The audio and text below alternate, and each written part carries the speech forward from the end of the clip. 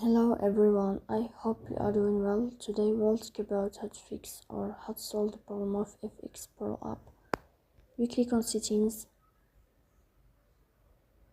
In this page we click on apps, default apps, app settings. Here you will search about FxPro and you will enter.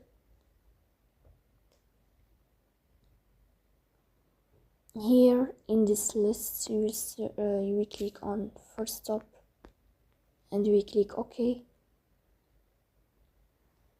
Then you will enter to the window of storage.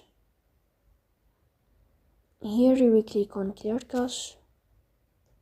Then you will turn off your phone and you will restart your phone again to fix that problem. So that's all. Don't forget to support us by like and subscribe.